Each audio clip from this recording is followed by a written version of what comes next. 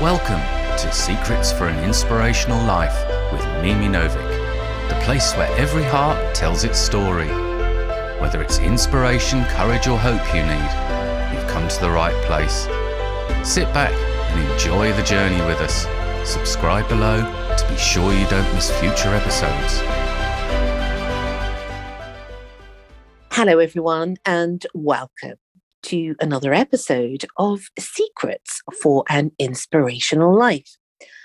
How are you all today? I hope that everybody is finding a little contentment, a little adventure, and hopefully a lot of peace in these ever-changing times. And one of the most important things, I think, in life for all of us, whether we sometimes forget or sometimes don't remember as often as we should, is that primarily peace is that gives us the peaceful soul, peaceful heart, and the ability to navigate through this world. Sometimes, although it is difficult and can seem overwhelming, no matter what happens to us in our life, as long as there is life, there is hope. And what has happened, we must leave behind us and live in the ever-present now. Now, I'm absolutely delighted to welcome my guest tonight, who is the very interesting Chana Studley. And she is all the way in Jerusalem. Yes, I was very excited about that, I have to say. Chana is a mind, body, and wellness coach. She worked in Hollywood for 20 years, creating special effects in major movies, and gained an Academy Award as part of the team for the movie Babe. During the 1980s, after 3 very violent attacks, Chana suffered severe PTSD, experiencing years of debilitating anxiety and stress. But following a somewhat miraculous transformation, she trained to be a coach and a counsellor, and has spent the last 30 years helping others recover from trauma, chronic pain, and anxiety. She has also written 3 books. As well as coaching and mentoring people all over the world, she offers a transformational program helping people with chronic pain. Today, she shares her journey. Welcome, dear Chana. Hi, thank you so much for having me here. Oh, it's an absolute pleasure. And as I said to you, I am delighted especially to meet you, but also that you're all that way in that wonderful place, Jerusalem. I was thinking the other day, Jerusalem and maybe Las Vegas are places where you don't expect people to live, but we do live here. People do live in Jerusalem and Las Vegas, Yeah. It's one of those sort of, I don't know, mythical places somewhat, in that it exists somewhere, whether it be in the imagination or not, but one of those sort of unreachable places, only achieved to be reached by the very rare and privileged, I think. But we go to the supermarket and we go to school and we do all the things that people do as well.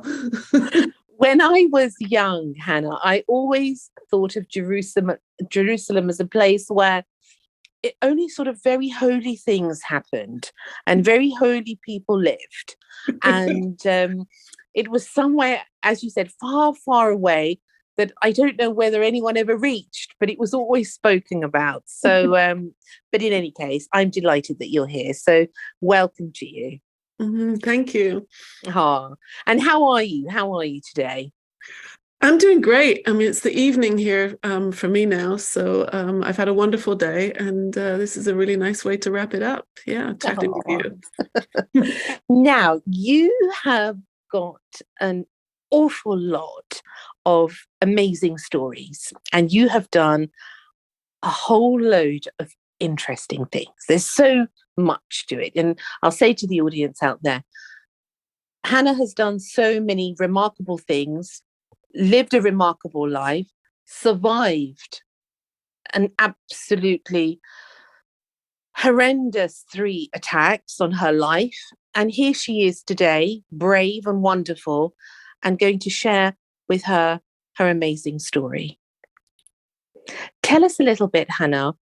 Let's go back to the beginning. Tell us a little bit about your life and how this whole journey of yours, from Hollywood to your attacks to where you are now, how did all of this begin? Wow. I guess I grew up in England, and I went to Manchester University. I think that's really where it started. And it was the 80s. I was a punk rocker, I had dreadlocks. I was very cool. And I was actually in a punk rock band. That doesn't usually get into my resume. But and it was all about the music and, bands and going to gigs. And my first attack happened in a nightclub in Manchester.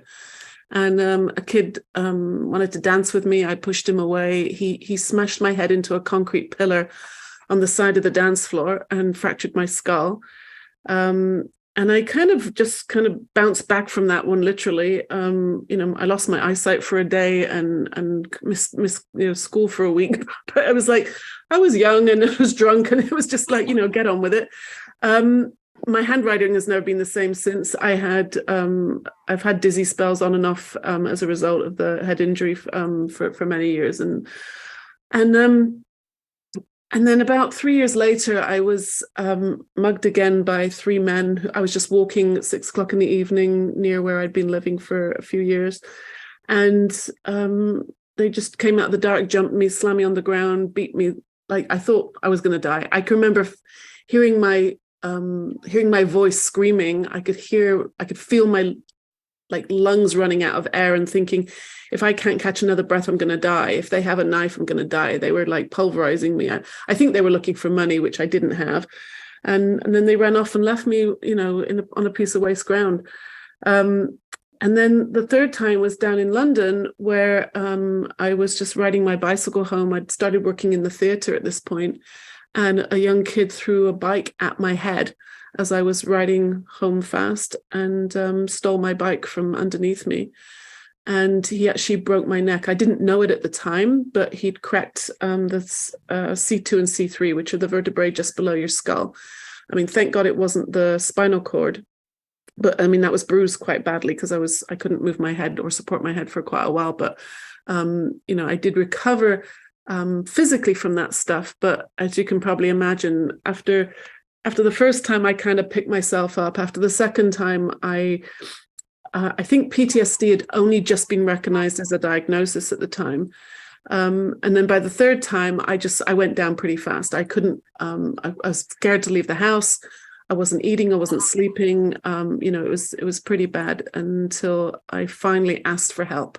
I finally reached out. Amazing women at a crisis center reached out and helped me and kind of got me to see that I wasn't my story and I wasn't what happened to me, and helped me to get back on my feet and on my road to recovery. Yeah.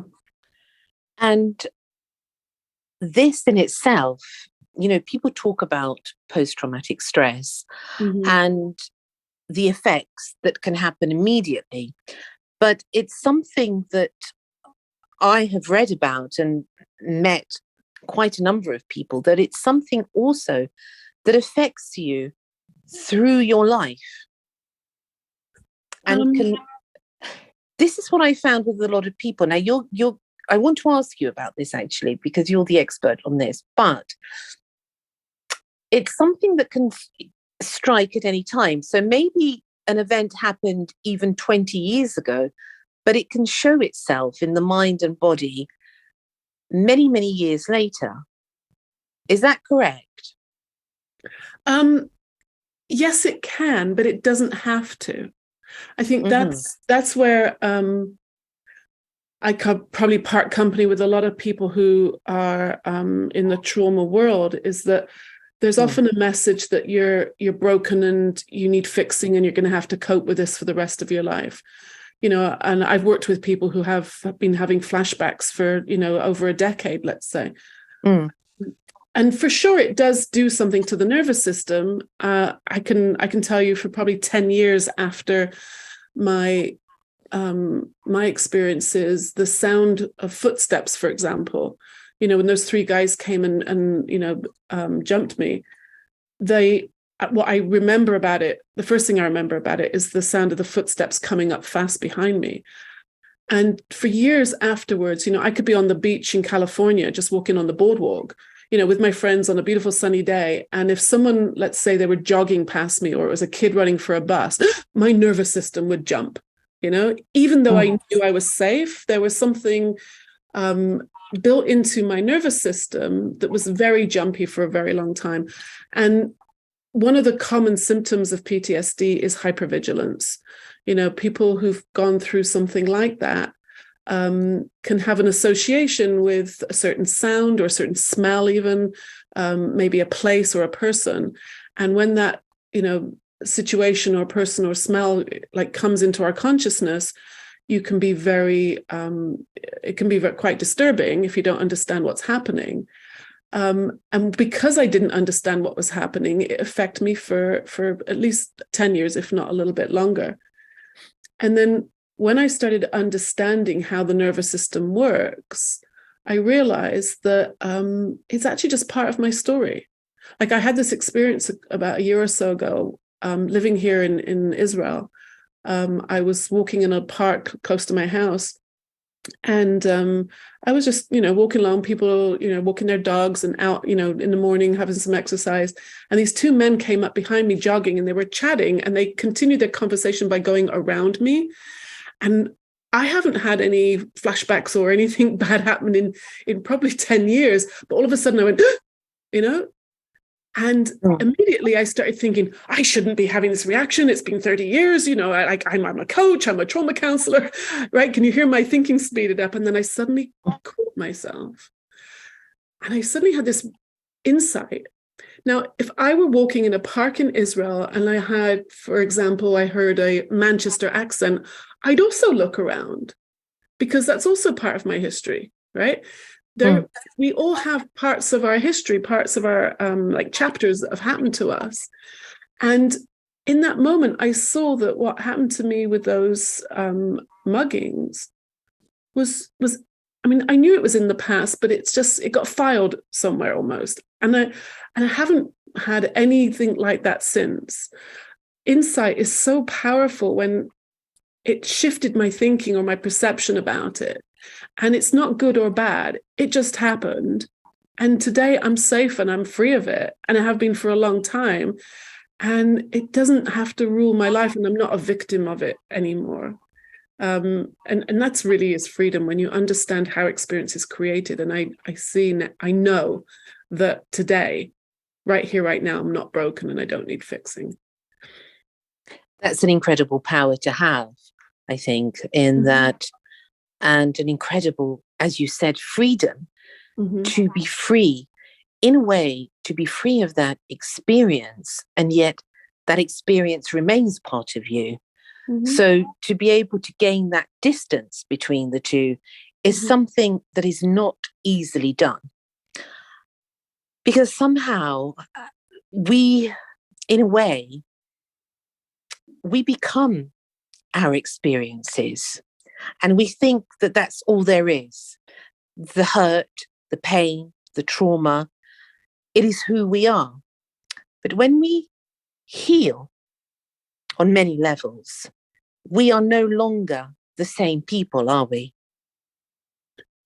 Yeah, I mean, when those women helped me right back at the beginning, I remember one of the very first things one of them asked me, she said, "Are you ready to let go of your story?" And when I heard her, what I heard her say was, "It didn't happen, or it didn't hurt, or get over it." That's what I felt like she was saying.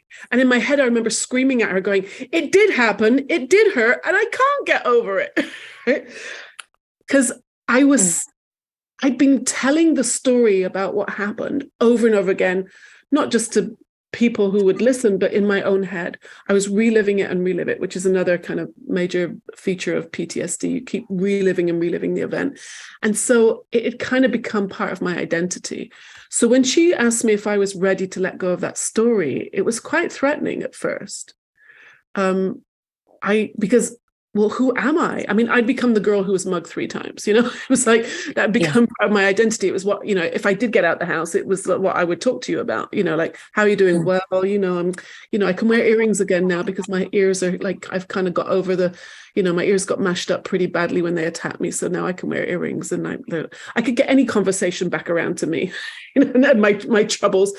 And so if I was to let go of that, then who am I? Am I boring about those stories? Like, am I interested? Would you be interested in me if I don't talk about my trauma, my dramas, and my problems? And it was quite a journey for me to come out of that and see that I have value and I can be interesting. I can, I've had a fascinating life since then, and I thought my life was over at that point if I let go of how.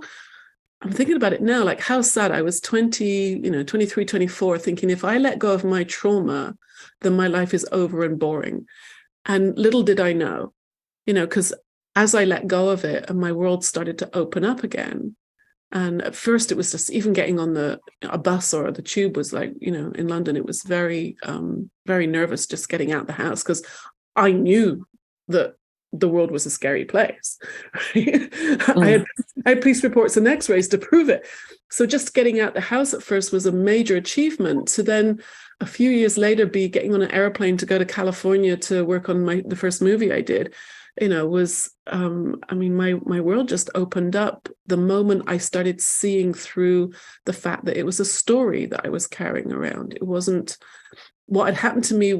I'm not in denial about it. It happened. It was horrible, terrifying, in fact, but it's in the past. And from a better state of mind, I can still look at the past. I can tell you the story, and I can do it with understanding and compassion now. Whereas before, it was miserable and disaster and like, forget it. What happened to Hannah? Oh, she's disappeared again. It was just too much to cope with. And now it's just part of my history, and it hasn't stopped me doing anything for many, many years now. It's a fascinating story, I have to say, an incredible one, Hannah, because as you were talking, I was thinking to myself, we all go through things, and some of us go through really traumatic things. I think that's part of, life, of humanity. But my question is, when this happened to you, you were, in a way, how I look at this sort of thing is, you were one person. Then these experiences, these traumatic experiences happened to you.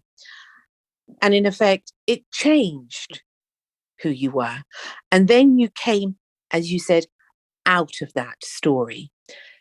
Now, in a way, it's like 3 chapters of a life of that, particular book. When you came out of that trauma, were you the same as before it all happened? Did you regain something of that, I suppose, life of who you were? Or was this something, a completely, like a caterpillar emerging into a butterfly? Were you a completely different person? That's a great question. I think the caterpillar thing is a good analogy, and I love analogies. I love metaphors, because when you said caterpillar, the word metaphors. What, I can't even say that word. Metaphors. You know what I'm saying. I know what you mean. I can't say it. Let you say it though. It's late. So. I morphed. It's an easier way to say it. There's been lots of morphing going on, but I say the most recent chapter, if you like, in the most recent chapter, and I don't think it's got anything to do with age. It just happened to be when I came across this, like, a new paradigm in psychology that is what I really base my work on now, is that no matter what chapter I was in, whether it was, childhood, the trauma years, the, Hollywood years, the traveling and moving different places, they are all different realities that were created by the thoughts I was having in that moment. The real me, which is what I can't say that word, the real me that was underneath all those stories has always been the same. That I would call innate well-being, that innate wellness was always there. We're born with it. It's like your default factory setting, if you like. We are born with this innate well-being and wisdom and courage. We are resilient. I mean, resilience is something who human beings are. I mean, just look at, any PTSD story. It's amazing what, human beings can go through and survive. And that is always there. It's a constant, it's a reliable system. And the only time I wasn't in touch with that is because I'd gotten up in my head or up in those stories and believing that's who I was.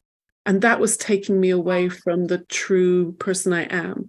So I feel now that I've kind of come full circle, if it were. I am more, I think I used to be childish. Now I got more childlike. There's a big difference. And because when I was caught up in all that stuff, and not even just the trauma, but like being in Hollywood and, my career and like, you're as good as your last job. And it was all about who you knew and what car you drive and all that stuff. All that was taking me away. It actually was very serious. Though I laughed and, to have a good time with friends and stuff, but I've become much lighter, like holding all that stuff lightly, like you do, like you see little kids are brilliant at it. They're in the moment, they're running around, they're being goofy. And as a young adult and in my 20s and 30s, it was like I forgot how to be like that. Maybe because of the trauma, I don't, probably had a big part of that. But I think whether the trauma had happened or not, I was already getting too much up into my head and too much, overthinking, and kind of missing out on beautiful moments. Whereas now I can, I take my thinking a lot less seriously these days, and it makes for a much lighter feeling, much lighter. Life is a lot lighter these days. It was so heavy before. And I think the difference is seeing how we're always feeling our thinking. As much as I thought my circumstances were creating my experience, I see now that I was feeling my thinking about my circumstances. And that's good news, because if I'm the one doing the thinking, then I'm not a victim of my circumstances anymore, no matter what is happening. You are off the hook for how I feel. Whereas before I thought it was all, I don't mean Mimi's fault, but, whoever I was with or near, or, whether it was politics or the weather, you name it, that's why, I felt I was miserable or whatever. And now it's like, I'm only ever feeling my own power. No one can get inside my head except me. And that's really where the freedom comes. It's amazing, really, because when you talk about this lightness of being, I suppose, and that fundamentally we are always the essence of who we are, regardless of what happens to us. Yeah. And that's such an important thing that you have stated there, Hannah, because a lot of us, I suppose so many people out there feel that we become our story, but it's just one of many stories. And I suppose where the trauma lies therein is that if we get stuck in that story and we can't get out of the story, and that's the important thing, is how did you get out of it? How did you manage to become free of it?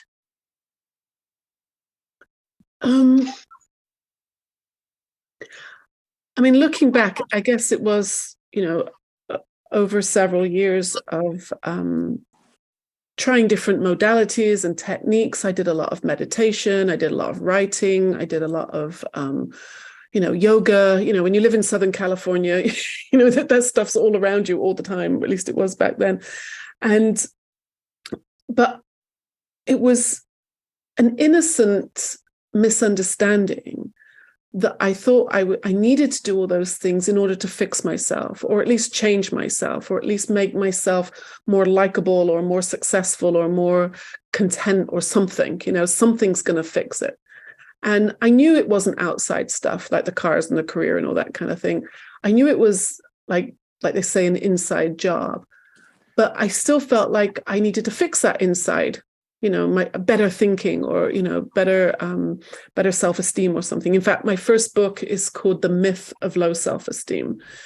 Because when I lived in LA, I remember meeting so many people who would talk about their low self-esteem, and yet they were doing it into a microphone in front of 100 people. It's like, I'm like, excuse me, that is not low self-esteem. That's like chutzpah. That's low self-esteem. I'm not saying there isn't such a thing as low self-esteem. Some of us think, really do not think well about ourselves, but it all comes down. Excuse me. It all comes down to the thinking. So all those things I was trying, the latest guru, the silent retreats in Santa Barbara, going to lectures. I used to go to Marianne Williamson, lectures. I don't know if you know that name, but yes, I do. Yeah. Right. So she used to do a monthly lecture in LA because she lived there, and I would always go and hear her speak, and and then go to the self-realization temple, and searching. It was like searching was held up as a very admirable quality. And I see now that I wasn't actually very good at it, because it took me 30 years and I didn't really find what I was looking for, because I was looking in the wrong direction. I was looking out there. Even on the spiritual quest, I was looking for something to make me feel better. Maybe it was meditation. Maybe it was, being close to a guru or something. And what I've seen in the last few years is that things like trauma, like family history, even our careers, and all those kind of things, that's not who we are. Like you said, we're not our stories. And so getting out of it wasn't actually as difficult or as complicated as I'd kind of made it. It doesn't actually have to take a long time. I've actually had clients where I work with now who have seen that they were torturing themselves with their own thinking and pop out of it in just a few minutes. When you see that when you see that you're thinking about the past, and it could be about the future too, like, a lot of people I work with have things like health anxiety, or, all kinds of anxieties about what if, about the future. It doesn't matter if the content of our thinking is about the past or about the future. We're thinking it here, right now. And that's what we're experiencing. So the quality of our thinking is often reflected in our moods. And my moods go up and down like anybody's does. And that's when you understand how that works, and how, if I think about the trauma and the violence, what happened to me when I'm in a low mood, I'm going to feel awful. I'm going to be miserable. And I used to think about it in a low mood all the time, all day long. And consequently, I couldn't sleep, I couldn't eat, and I was a mess. But what I see now is the low mood was just a consequence of the quality of my thinking. They're very connected, thought and moods. But because if you think about it, if you have low, miserable thinking all the time, you're going to feel low and miserable, right? If you're having happy, abundant, joyful thinking, you cannot be in a low mood. So as my thinking kind of improved, the quality of my thinking improved, and I don't mean positive thinking, I mean just stepping out of the negative stuff, that innate resilience and courage and wisdom just automatically comes in and fills us full of peace and confidence. You didn't have to create it. Like I said, it's who we really are. It's right there waiting the moment we step out of the negative thinking. And from a better state of mind, I can think about the past. And like I said, I can think about it with understanding and compassion even now. Nothing changed in the past, just my perception of it. And that's the beautiful thing, that thought is always moving. It's continuously moving through our minds. And if I can step back and observe it, I don't have to be a victim of it. And that is a reliable system. It's how we're all made. It's not just me. We're all made that same way. We all have this innate resilience and well-being that is there all the time to draw on. And so, like you said, no matter what has happened to us in the past or what we're worried about the future, right here, right now, I'm totally fine.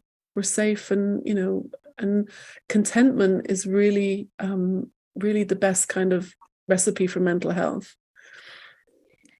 It's a difficult one, especially, I think, as time moves on, especially in these times, to remain hopeful.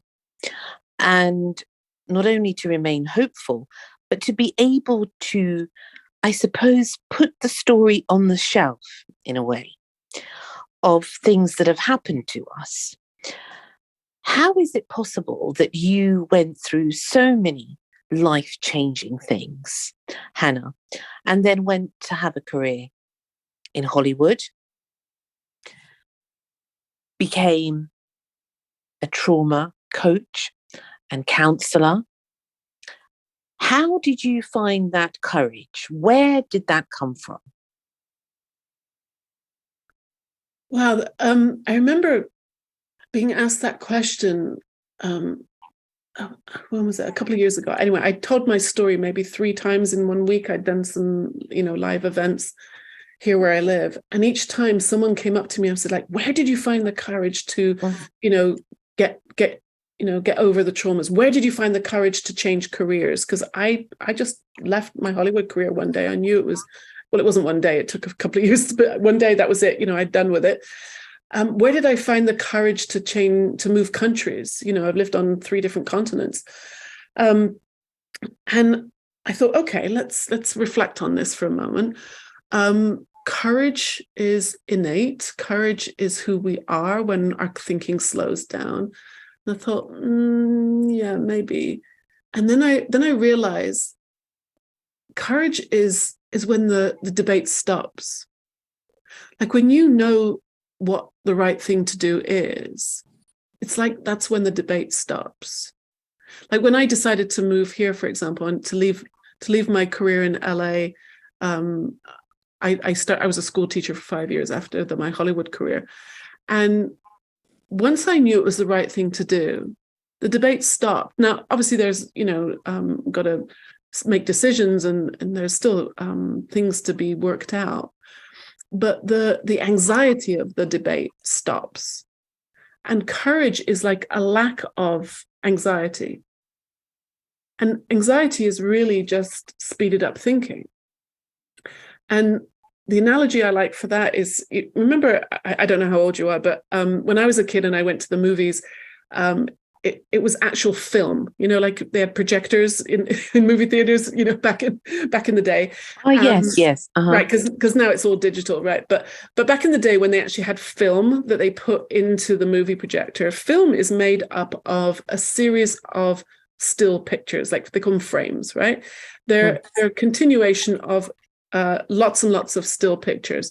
In fact, that's why they call them moving pictures, because when you put them in the projector and it speeds up, it creates a image that's moving. So this is very much like how thought works. When thought is going fast, like the film in the projector, it's very hard to see the individual thoughts. It's just zooming along, and the more it speeds up, and then your nervous system kind of gets the feeling that, there's something going on, right? And that can look like it's very hard to get out of, but it's an illusion. It's just speeded up thinking. When you understand how it works, and you start to step out of it and you see that it can slow down, and then you start to see the individual frames, the individual pictures, the individual thoughts, they're not as toxic as we like to think they are. In fact, all thought is neutral until we have a reaction to it. So as our thinking slows down, there starts to be space in between the thoughts. And this is peace of mind. This is where courage and resilience live, in those spaces in between the thoughts, which is why a lot of the time when I'm talking to people, I'm like, slow down, breathe, please breathe with me. When someone's in a panic attack, for example, forget spirituality and resilience and all that, those kind of conversations. You need to get them to breathe, because if they're not getting enough oxygen to their brain, then they're not going to think clearly. And we need to get people to think more clearly.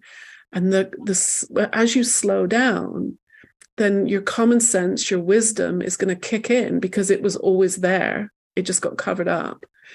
And so we don't have to go find courage. It's not like courage belongs to certain people. It's our birthright. It's who we are. In a better state of mind, we are courage. We are resilience. We are forgiveness. We are gratitude. We don't have to work at it. It's who we really are. That is the gift of being a human being. Only when you don't understand that, or you forget that, or you get speeded up by, it seems by, life circumstances, we can forget that. And that's why, we often need to turn, like I turned to, lots of unhealthy things when I didn't understand what was happening. And now I know I just don't need to. I just need to slow down. It's, there's amazing ways that our mind and body are built with such wisdom that let us know when we're off. Excuse me.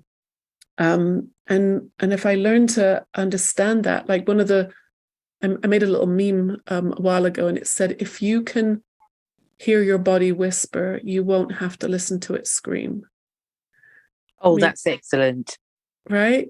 I think that's why I was in chronic pain for so many years, is because I didn't understand that my thinking was speeded up and I was full of anxiety, and my nervous system thought I was in danger on a daily basis. And so it created pain in order to kind of slow me down. Only I didn't understand that's what was happening.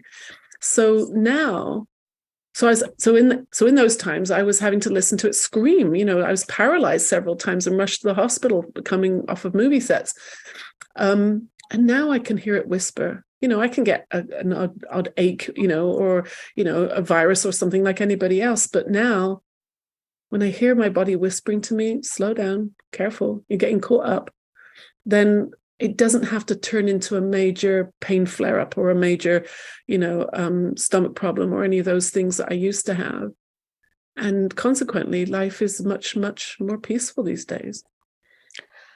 Incredible. And it reminds me of a story, actually, Hannah, of when I've spoken about this before, but when I was very young, I had an instance in my life where I woke up one morning and then I couldn't walk for a year. And I remember the orthopedic surgeon saying to me that you have to make pain your friend. And I was at that time devastated. How can I make pain my friend? What does that mean? And he said, well, when you overdo something, the pain's going to get pretty bad. So it's there to remind you to take it easy. And your whisper story is fantastic, because it resonated somewhere inside of me. That same message is that, yes, I always liken it to our soul, where if you don't listen to what it's trying to tell you, it's going to find a whole lot of ways to slap you. And pain being one of them. Because I always used to wonder as a child, where does pain come from? Is it a land that it comes from and comes to teach us a lesson? What is it actually? How does it disappear? And by listening to you actually talking now, it reminds me that they are in fact messengers. Pains in our life are messengers somehow that are there to shake us up and to bring that equilibrium back into our lives. But that's the fine line of how can you, I suppose, elevate yourself from that situation in that moment where all the thoughts are going round and round, and where you're feeling afraid, and when you're feeling anxious and you don't know what to do. What do you do in that moment? In that moment of, I suppose, fear, a paralysis of fear. How do you get out of that? I think when you're in the kind of paralysis, panic situation, what I usually say to people is, in that moment, be nice to yourself. It's probably in those few moments, breathing is probably the best thing to do. Yeah. There's, like if someone surprises you, you kind of go, right? And in-breath lets the nervous system know that there's danger. Because when we have a shock, you go, right? Or if it's a scary movie you're watching, you go, that sharp intake of breath is a signal for the brain that there's something wrong. Now, think about when you've had a big meal, and you go, right? You slump on the sofa and just go, right? Thank God I'm home. Thank God I had this lovely time with my friends. So an out breath actually calms the nervous system and lets the brain know that you're safe. So that's why in trauma counseling, I'm a trained first responder. And one of the things we're taught is that, in the situation where if someone's in a panic attack or catatonic even, you want to get them breathing out more than they're actually breathing in. It's that you can count numbers, but the out breath has to be longer in order to calm the nervous system. So that's, like a triage, emergency kind of situation, is just get them to breathe and slow down. But in my work, what I really want to do is help people not to get into that emergency room kind of situation, whether it's physical or emotional. So when you understand how, and I loved what you were saying about signals, the body and the mind are full of so much wisdom, and they do give us signals. Like I was working with a 12-year-old kid the other day, and I was trying to get him, the school are saying he has ADHD and they want to medicate him. Like, since when did schools become, doctors? But anyway, don't get me started on that. Another story for another day. Yeah, right, exactly. So his parents were getting me to work with him so that he didn't need to be in that situation. So I wanted to get him to see how feeling annoyed and feeling frustrated has a feeling. So I asked him, what does it feel like when you're hungry? We talked about rumbly tummies. Great. What does it feel like when you're playing football and you get hot and you get, I was trying to get him to say sweaty, and he said raining, because it was raining outside. I said, my body is raining. I'm like, yeah, that's a really cool way to say it. Yes, your body is raining. Right. And it was so cute. And then I said, and what about when you're tired? What does it feel like when you're tired? And we talked about how our eyelids get heavy. So if your tummy is rumbling, it doesn't mean you're sick or you're ill or you're dying. It just means you need to eat lunch, right?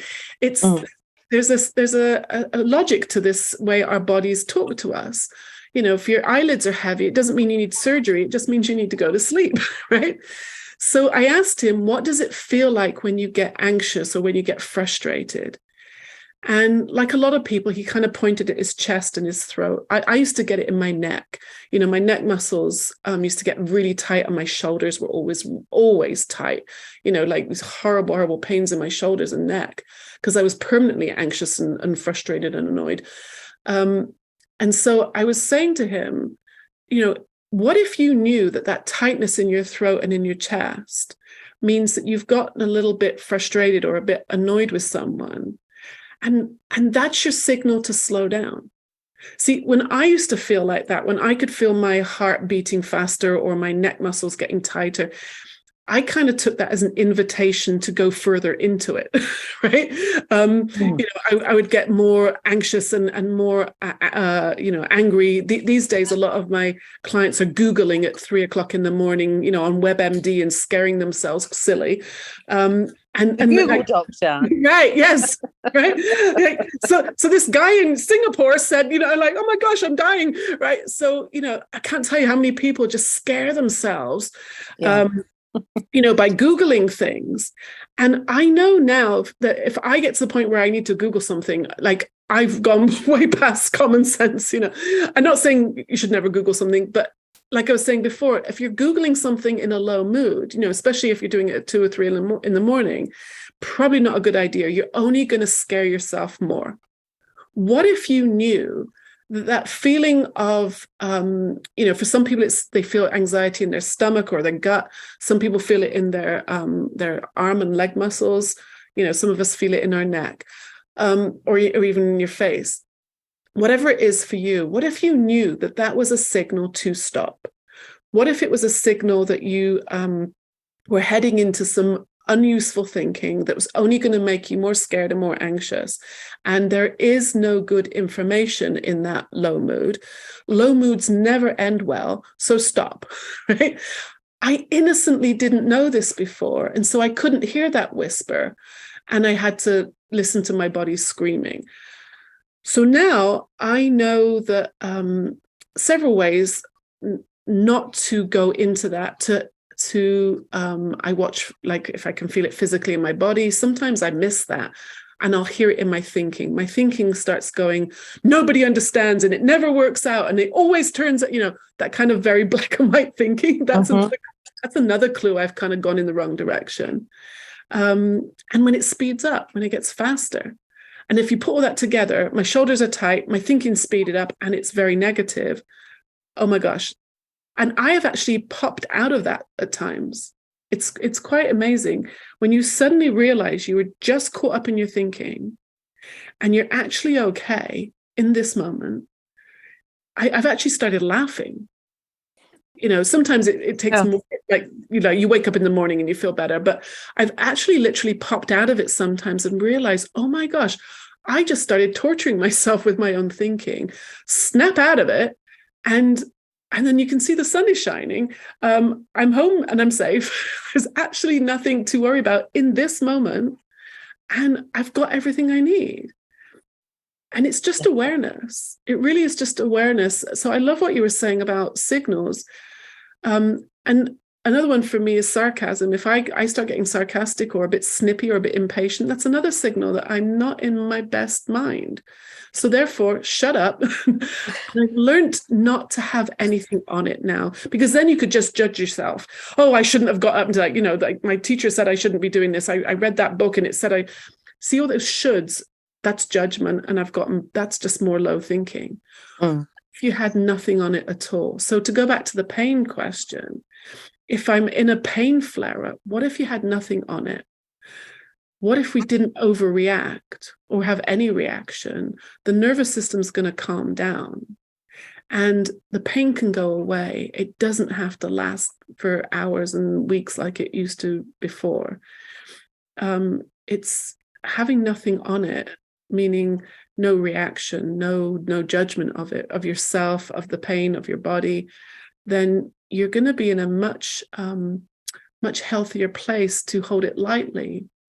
And things can come and go, and it's not such a big deal. And then in that frame of mind, you can make some really great judgments and decisions about your health, about your relationships from a place of wisdom as opposed to a place of desperation. And it just makes living life so much easier. I love that. Yes, a place of wisdom as opposed to a place of desperation. And this awareness, as you speak about, Hannah, is wonderful, because, you know, there are days when you really have to be aware, I think, consistently aware of the moment. And for myself, I catch myself, like you were talking about, in that I say, I don't want to be friendly. And when I know I don't want to be friendly, that means I'm in a bad mood. So there's no point in making any decisions about anything. You know, don't even make a decision about whether to have this for dinner or that for dinner, because becoming aware of that and then dissolving that mood and learning how to dissolve it. And I have this sort of internal sort of conversation with myself. Well, I'm in a bad mood. I don't want to talk to anyone. And then I say, well, what's going to get me in a better mood? and I offer myself a solution so that I am gentle again with myself. And I think that's really important, is that we forget, don't we, so many times, to be gentle and to be kind to ourselves in these moments of frustration, of pain, of, I suppose, remembrance of things that have gone on a long time ago. And it's important to bring ourselves back to the moment, like you say, and just be kind. Yeah, one of the analogies I like to use for moods is a lift or an elevator for our American friends, right? As an elevator goes up and down, and the book that I just wrote that just came out, I use the example, the main character, my books are novels. I like to write stories about these things because I find that's much more engaging way to get people's attention, and I sneak in some information into the story. And the main character in my new book, she works in a department store in Los Angeles. And so the idea of an elevator going up and down to different floors, I found is a very useful analogy for moods. You know, when we're in a low mood, like say you're in the basement, then you're probably not going to be kind to yourself, because in the basement, it's dark, it's confined, it's dirty, you know, there's lots of rubbish or garbage down there, and it's not a pleasant place to be. And so when we're in not a pleasant place, we kind of tend to get very negative and very, in fact, there are multiple ways that people act out when we're in a low mood. Some people get very down on themselves and very, blaming themselves and very self-critical. Other people get very blamey and critical of other people. Some people eat too much. Some people don't eat enough. Some people are getting very controlling and loud, and other people get very quiet and passive. When we're in a low mood, there's all kinds of a whole spectrum of behaviors and characteristics that show up, and we all know what our personal favorites are, right? Yeah. That story about your mother comes up. You know, everybody has those core, few insecure stories that show up when we're in a low mood. And then as moods go up, like as an elevator goes up through, like, say, a department store, as you go up through, there's usually housewares, there's usually the next one up. And it's, it's still kind of a low ceiling, lots of products packed in there. But it's a bit, there's a bit more light there. And then you get up to cosmetics and ladies' shoes, the ground level, where it's much, there's pretty smells and, it's a bit lighter. And then as you go up and up, ladies wear, men's wear, you kind of get a better perspective. And so on the roof, let's say, of a department store, you might have an amazing view. You can see all the way out to the ocean or out to the mountains or out to the park. And you can like feel the fresh air and you can see further. That's why I love this analogy for moods, is because when I'm in a better mood, I see possibilities. I'm open to new ideas. I'm flexible. I'm creative, because there's a freshness there. But as you go down in our state of mind, in our moods, and one of the things I learned about pain is we only experience pain when it comes into consciousness. So, for example, if you're in a low mood and you stub your toe or you're having a surgery, you're going to feel the pain of that in a much more intense level in a low mood than if you're in a better mood. And there's lots of science and research to back this up. If you're in a better mood, you're going to recover from a surgery or a broken heart or, all the kinds of things that just happen to us in life. We're going to be much more equipped and better able to handle life stuff when we're in a better, lighter mood. When we're in a low mood, I have no coping skills. I have to write gratitude lists. I have to work on being forgiving, right? Because I've kind of lost touch with who I really am. And when you understand this is just a question of moods going up and down, and everybody's moods go up and down, it's natural and it's normal. As I learned to not be frightened by this, that I could even be in a lower mood now, which, thank God I don't visit the basement hardly ever anymore. But if I can feel myself heading in that direction, so what? It's not a big deal, It's not gonna last. Thought is always moving. It's gonna move on. The mood will pass, because they always do.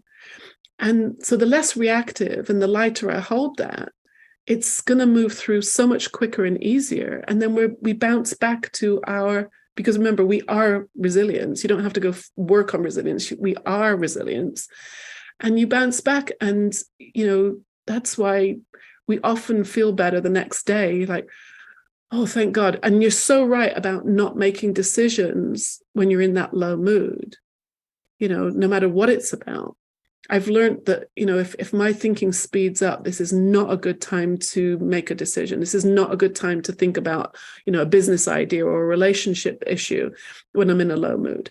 It's going to pass. And whether that's in 5 minutes or 5 hours, I don't know. But I have absolute faith that it will pass. I know that it will pass. I know my innate well-being will be there when I kind of pop out of it, when I let go of the old, the old ideas and the stinky thinking. And you're right back to your well-being. It really is a reliable system. And I think that's why my pain went away. That's why my anxiety went away, because I started understanding how it works. And when you understand how something works, it takes away a lot of the fear and anxiety of life. So it's a much, much easier way to live. And it's also, I suppose, about getting to know oneself better in order to stave off these feelings of anxiousness and the 3 o'clock in the morning where every single person that has ever upset you or you feel wronged by and it comes to visit you, that feeling, Hannah. And no, I'm not going to make a decision at 3 o'clock in the morning because it's not a good time to do that. Right. And let's wait till the morning when dawn has appeared, and then everything is fine again. And it's true. It's something that is innate in us. We have this tremendous strength as human beings, and the human spirit is something that's really magnificent in so many ways. And it's a wonderful reminder to have you here today, in actually a reminder for myself, firstly, and for all the people out there, is that actually we are far more stronger and braver than we actually realize. Yeah, definitely. And that's what is so wonderful. And, really thank you for this timely reminder as well, because it's something that we all need to hear and to practice, even if it's a small step in the being present and aware of ourselves. That is so important, because so many things out there are dragging us and in one direction, in another direction, and people as well. I think it's important. I wanted to ask you about being with people that, I suppose, give you that space to allow you to be aware of who you are, as opposed to suppressing who you are. Yeah. Although I used to think that how I felt, like whether you felt suppressed or celebrated or whatever, I used to think that was coming from other people. That he makes me feel better and she really annoys me and all that kind of stuff. And I started to see that actually isn't true, that nobody can make you feel anything. I mean, think about a time when you watched a movie with a friend or a family member, and one of you is loving it and one of you is hating it. So who's right? Right? So yeah. It can't be the movie that's producing that experience. It's the individuals thinking about the movie that's, so really nothing on the outside of me, including people or the weather or the government or sports or you name it, nothing on the outside of me can actually make me feel anything. Now, are there people I'd rather hang out with? Absolutely. these days, especially because I spend a lot of my day talking to people who are struggling and suffering, my friends are people who are pretty positive, not that they have to be perfect by any means, nobody's perfect, but I do choose to, when I'm, not working, I'd rather hang out with people who are a bit more positive and, looking in a more healthy direction, for sure. But it's not them that are creating my good feeling. It's my thinking about them, or my thinking about the music or the movie or the sports or the walk in the park, whatever it is, that is creating my experience 100% of the time. That no one can get inside our heads except us. And so in that better state of mind, I am going to choose probably a better quality of person to be around, because that's just seems common sense to me. If I'm spending the rest of my time talking to people who are struggling, it's nice to be with happy people. I used to hate happy people, by the way. when I was in a low mood, I hated happy people. I thought happy people were stupid because they clearly didn't understand, what's going on in the world and what pain I'm in. And can you hear that basement thinking? Oh my gosh, that is one of the ways I used to. I know now that that I'm not in a good place is when I want to blame other people for how I feel. But when you understand that no one can make me actually feel anything, it's always my thinking about them that is creating it. Like I said, it lets you off the hook, and then nobody else is responsible for how I feel. And I can actually be in quite a difficult situation and be okay. It's a very different way of being in the world that it's a good way to be in the world. Yeah. And it's an extremely strong way to be. And it's fantastic. We have also on the other side of the coin that there are certain people who love to take us down in the elevator to the bottom floor. Yeah. They love it. And when you have that strength that you speak about, no one can take you anywhere that you don't want to go. Yeah. And that's really important to know, I think. Yeah. And if anybody is listening to what you just said and say, oh no, but you don't understand what it's like for me or my situation, that's just a thought that went through your head. Can you see that? When we think our situation's different, I knew my situation was different. You haven't been through what I've been through, right? Like I used to call it competitive tragedy. You tell me your story. Oh, I would blow your story out of the water with my broken neck story. Right? I could trump anybody's story, right? Yeah. So I say I could get a gold medal for England in competitive tragedy. That's such a good word, actually. Right. See how I can laugh about it now.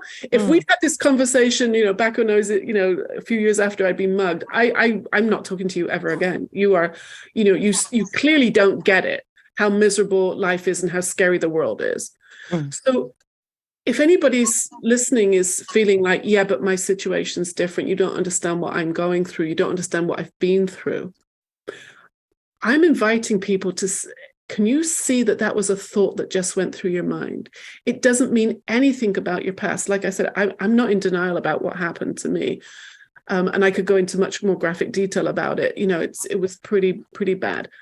But it's not happening in this moment. And if I think it is, it's because I think it is. We are, like, life is what we think. It's not what we think about. Life is thinking. We experience our thoughts 100% of the time.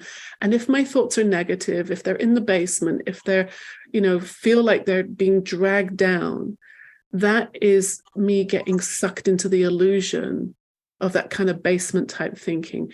And if I know that that's what's happening, I don't need any tools and techniques to get out of it. I just need awareness. It's like if you put your hand, in a fire, you don't think, what kind of tool and technique should I use to take my hand out the fire? No, it's like, ouch, right? It's you. That's resilience. That is wisdom. Tells you to take your hand out the fire. When you realize you're hurting yourself with some stinky thinking, I just stop now. It's like, wow, slow down. I just got caught up, which is okay because I'm human and it can happen.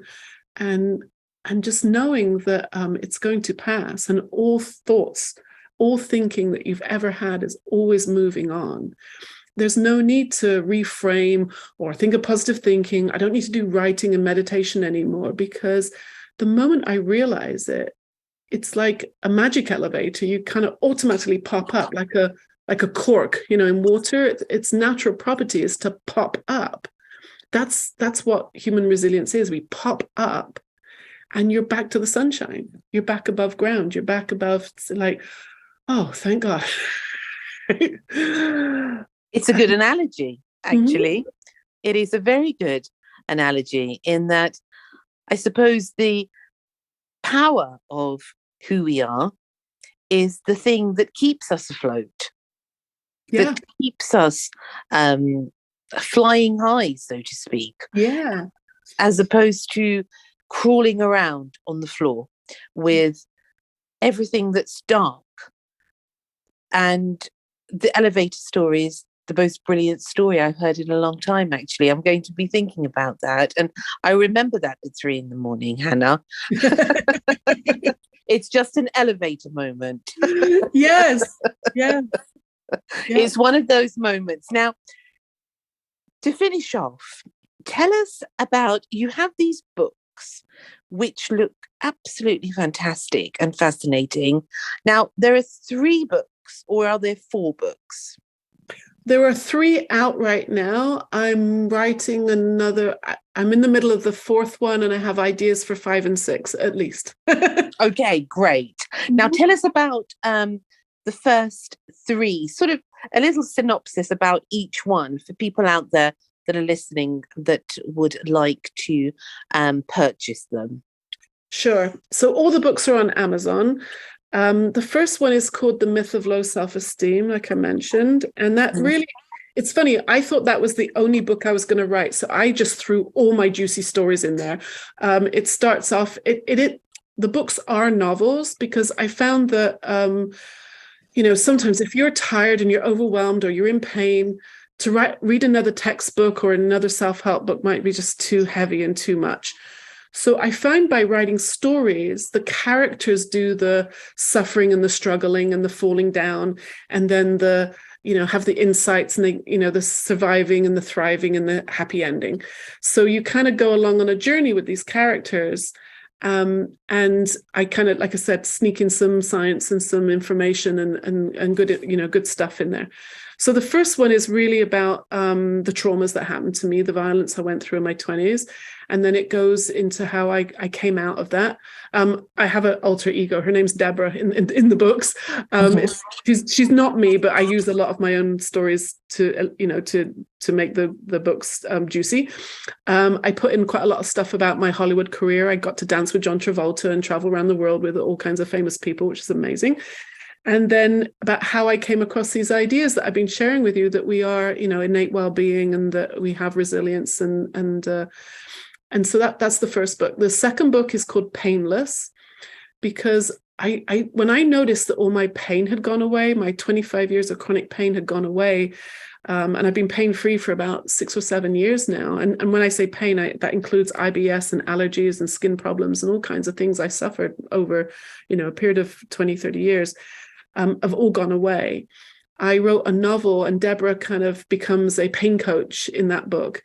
And she goes to Australia and New York, and she's working with different people. So I kind of called on a lot of the clients I've worked with to use as examples of how no matter what physical chronic situation you're in, it can get better. If you understand, where your experience is coming from, our thinking calms down and you can get better. And then the most recent book, which came out just a month ago, which incidentally got to Amazon #1 bestseller. Woohoo! Just congratulations! Yeah, in the Freud section, but that's a win. I'll take it. It's called Very Well, a novel about hormones, women, and why Freud was wrong. So that one, Deborah's now become a minor character. I've got other characters coming in. So this one is about a mother who is going into menopause, and she has 2 daughters, one who's suffering postpartum depression, and the other one is suffering a diagnosis called PMDD. PMDD is a very serious version of PMS. It's like PMS on steroids. These women who suffer this are almost suicidal. And so between the 3 of them, they kind of cover every hormonal distressful situation women can go through. And they also get pointed to this mind-body connection and these ideas. And the mother sets up a hotline, which is kind of another vehicle for having lots of calls coming in of different situations like IVF and endometriosis and many of the situations women find ourselves in, and like postpartum and pregnancy, where hormones appear to be malfunctioning and driving us crazy. And the research I found is that it's often not the hormones. The hormones are quite normal. It's normal to go up and down. And what's happening is we're just having a hyper reaction to it. And that's what's creating the experience. And I actually had some women with menopause and PMDD read the manuscript, and their symptoms started to go away, which is incredible. You know, when you really understand, it's amazing when you understand how your body works and how your mind works and how they work together. And there's always a wisdom there in you know, the things that we go through, especially in the hormonal situation, and men have hormones too. It's normal and natural. And when we understand that and we don't react to it, our nervous systems again can calm down and cope so much better. In fact, it's just, I mean, my symptoms went away when I came across these ideas. So yeah, and they all have happy endings. All the books have happy endings. I love this idea, Hannah, that it's a story, because storytelling is an art form. And as you said, you don't want to, when you're in these situations, you don't want to always read about a textbook explanation. You want to relate to a character, somebody out there who is also going through what you're going through. I think it's a fantastic idea. Yeah, so thank you. So all these books, they're on Amazon. On Amazon, okay. Yeah. Are they Kindle or print form? Yes, or both? Both. Yes, they're both on Kindle. They're all 3 of them are on Kindle and print, paperback. I'm yet to get the audio together, so forgive me for that, but it's on the list of things to do. So yes, you can find them on Amazon. I'm going to get them actually, because they yeah, I definitely will, because they are a very interesting subject. Each one of them has something on there. And, you know, when you read something and it sort of resonates immediately with you and you think, yes, this is absolutely it. So I will get them, and I'm going to let you know how I get on with that. Yeah, please. I'd love to hear. Oh, now for people out there, Hannah, who want to get in contact with you and look at all the other things you've done and the work, where can they contact you? Yeah, sure. Thank you. So I have a website. It's my name. Hannah is spelled with a CH. So it's CHANASTUDLEY, hannahstudley.com.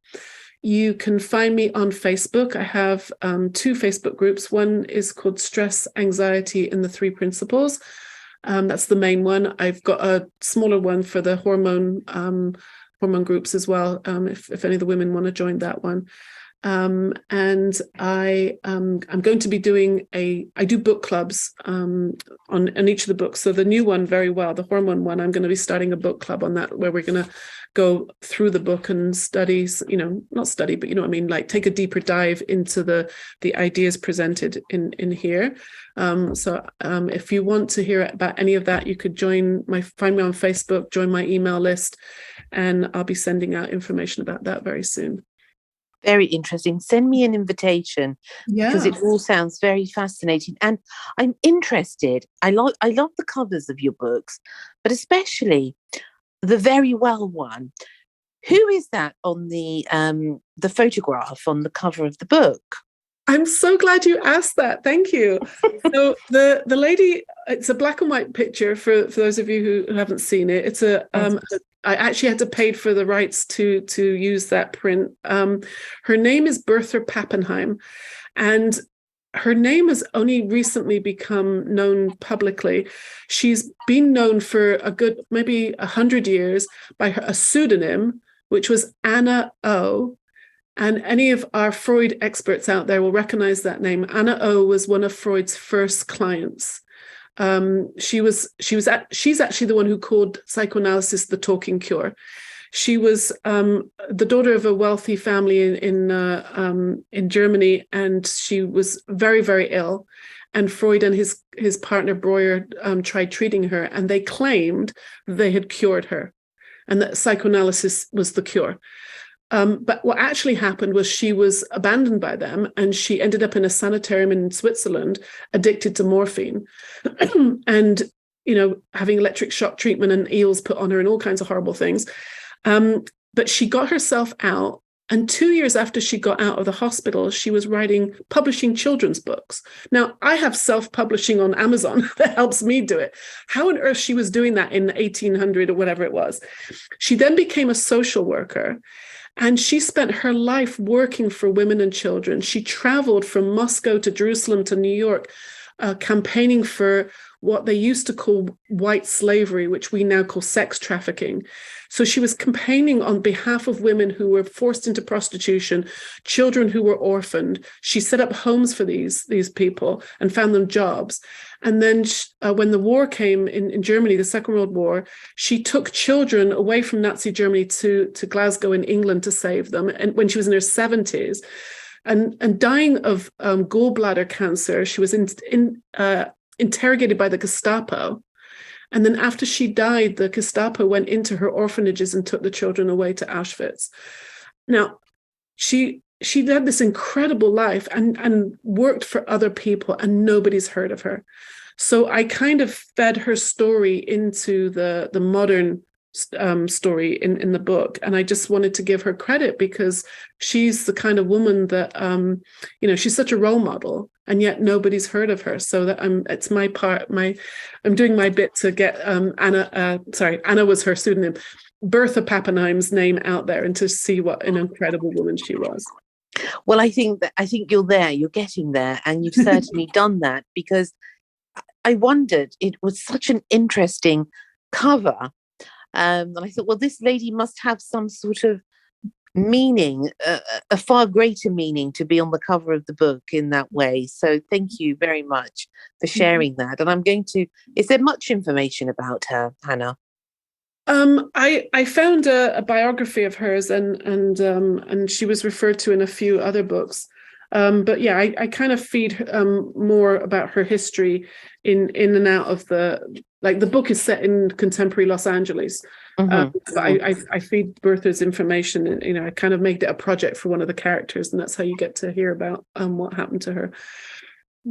Fascinating. I want to thank you again. It's been a wonderful, wonderful, I can't even really put into words, because it has been such a beautiful talk with so many wonderful reminders and timely reminders about how to remain human in a way, and how to keep that strength and that courage, and to remind us all that our very essence is so very beautiful. And I want to thank you for that, Hannah, because it has been a wonderful evening to talk to you. Thank you. It's been such a pleasure talking with you too. And do come again, because I know what people are going to say to me. Why didn't you ask her more about Hollywood? I know that's going to be. So please do come back again, and we can talk about all your interesting adventures when you were in that interesting land of Hollywood. Yeah, I'd love to. Thank you. Oh, well, I wish you all the very best. And as I said, look after yourself, and I wish you all the most wonderful of moments in life. Oh, thank you. You too. Thank you. Bye-bye. Bye. Bye. Chana Studley, fascinating talk. Thank you so much for joining me today. And as always, I really appreciate your presence here with my guests and myself. Until next time, look after yourselves. Stay happy, stay lucky, and lots of love. Thank you for listening to Secrets for an Inspirational Life, brought to you by your host, Mimi Novic. Please remember to subscribe to the podcast and see you in the next episode. For more information about Mimi Novic and her books, music, and inspirational work, take a look at her website, www.miminovic.co.uk.